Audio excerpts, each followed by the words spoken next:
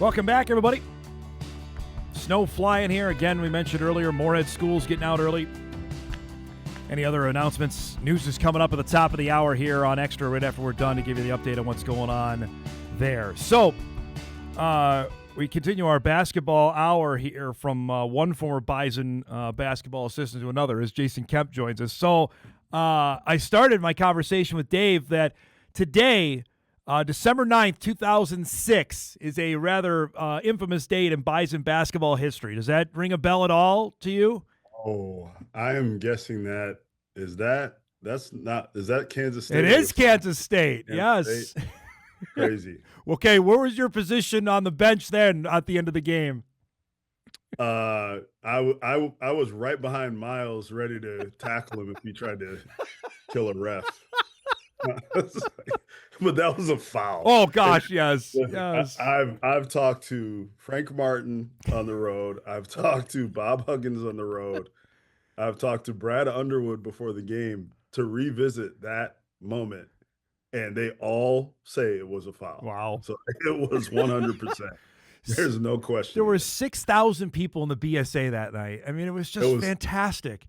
It's of all the things that I've done since then, right? And this little basketball journey I went on, like that night is still by far the most crazy, like insane. The twists and turns in the game. Oh, they didn't call. I remember that there was a play on the baseline where Austin Pinnock took a charge under the backboard, which by rule it doesn't matter. The block charge at that point. It was a charge and they didn't call it, and there was about to be a riot in the BSA. It was amazing. It was amazing. Well, where the students used to be, man, it was just sensational because they were right there, and Huggins loved it too. That was that made the whole thing. Just everything was charged up that night. It was a Saturday night. It was fantastic. One of the best environments. He still says that to this day. And there's no way those games happen anymore, right? I mean, you did this at the big level before coming to Moorhead. Like those games don't happen anymore. No way. No, at Minnesota we wouldn't dare. Yeah. We would not dare. Yeah. So, no. You had a thriller of your own. Actually, before we get to this, I had Dave said, "Tell me, have Jason tell a story here." So he had said something about New Jersey Tech in either badminton or pickleball. What does that? Oh God. What does that come to mind? Yeah. NJIT. That was like 2005. New Jersey Tech. Trudging through the Great West Conference that Coach Miles made up. And, yes, that's right. His own league. That's right. They were doing the same thing as us, trying to go from Division II to Division I. We were running a little bit more of a buttoned up operation at NDSU. They were kind of doing the same deal, and so their gym had a drop down curtain and a makeshift court on the other side. But during the game, the curtain was up and they were playing badminton for intramurals while we were playing a Division I basketball game. So those were some lean years.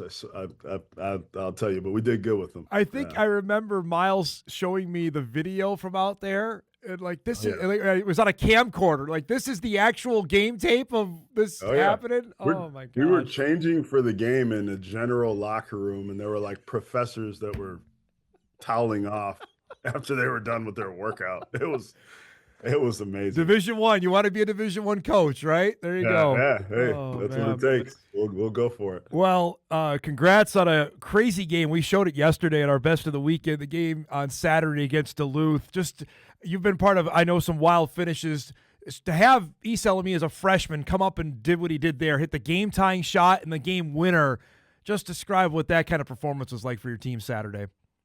Well, the amazing thing is I haven't talked much with Issa about basketball. I've talked a lot with him about his approach and his mindset and his just his ability to just endure and be resilient. Which those are some qualities you have to have as a point guard, especially as a freshman. I saw it with Ben Woodside. He just like believed in himself unequivocally. There was nothing that could rattle that guy. And then some of the other good point guards like Coach Lawrence Alexander and Jason Preston at Ohio, Elijah Hawkins at Minnesota. Like there's something different you have to have when it comes to facing challenges and adversity. And I think he's done a good job responding to that. And it's led him to this point where he's got this unbreakable spirit. And it's crazy to say because he's such a different person, but he kind of looks like his dad right now a Mm. little. And that's what excites me.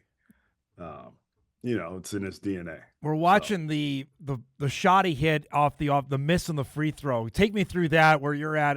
First off, how you guys got the offensive board and then to hit the yeah, shot.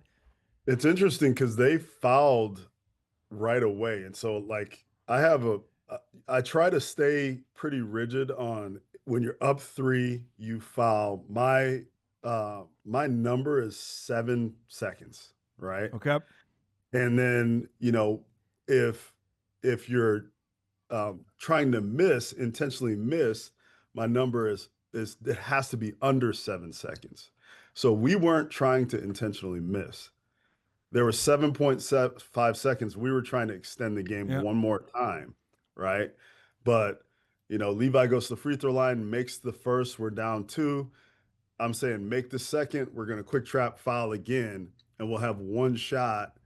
We have a play we call first down that Saul used to run to get the ball to half court and then run your last second play to get the shots you need.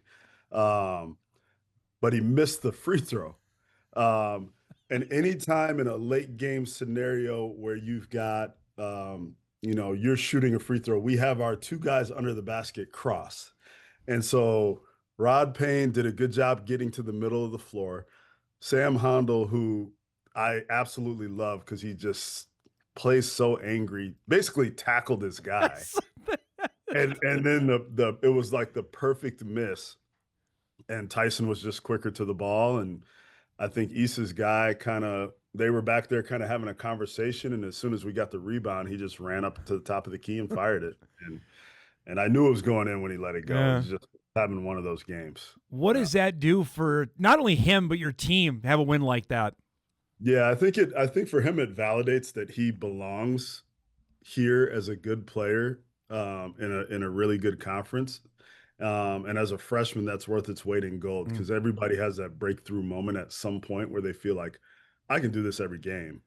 So I think he's there. As far as our team, man, it just when you bring in 9 new guys and there's 6 guys left from the previous staff that really contributed in certain ways, but not in as an impactful way. It gives them it's proof positive for them that we can win now. We don't have to wait. This isn't a rebuilding year. It's proof positive for them that we put together a good product and these guys can win right now.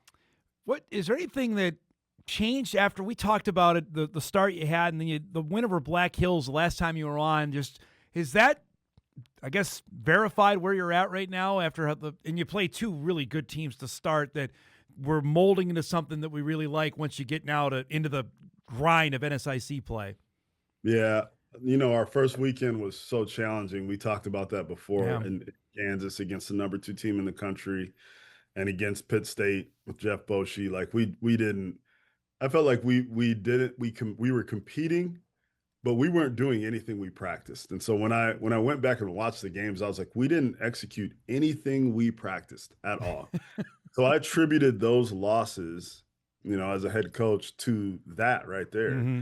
A little bit of it you say the same thing about NDSU is just we just didn't they didn't know what I wanted, right? And so we took a few days and I just kind of I was like, you're going to do exactly this and nothing else. And it started to register with them. And then once they saw the fruits of their labor and when I do this, I have success. I think it all started to come together a little bit. Now they've totally bought in. Now you got a road trip here to Minot for a Thursday night game, and then Saturday, the University of Mary. This is the last little bit of games before the Christmas break for a couple weeks. Describe where you want to have this team at when you come back for the start of 2026. Yeah. Well, we're fortunate to be in the position we're in. Obviously, we've played against some very good teams. We're battle tested, that's for Yeah, sure. In addition to that Kansas trip, we played Black Hills, who was ranked. really good. We played South Dakota Mines, who actually won against Minot earlier this year. We've played, Concordia St. Paul and Southwest State, who are ranked very high in our league in the preseason. And obviously, Concordia is ranked right now in the top 25. And so we're battle tested. Beating Duluth, who I think has been obviously with Moorhead, the class of the Northern Division Yeah. in this league, I just want to continue to compete at a high level and show up with our identity every day. And if we do that and focus just on the process and not the results, I think we'll be right where we want to be. Last thing before I let you go, you're 9 games in as a college head coach. Has this gone what you thought? Just give me some surprises that maybe you didn't account for through the first 9, 10 games. I was not ready for the close games. I, I like the 30-point win and the 30-point loss. I can handle both. I can stomach both of those. We lose by 30. I can go figure that out. We'll turn around and play well the next game. We win by 30. I can take a break at halftime and have a good time and just be happy with it. But the close games, I've got to continue to keep evolving. I think the late game execution against Duluth, I was pretty excited about that. So, it all comes with reps and experience, but I think we've done a good job so far.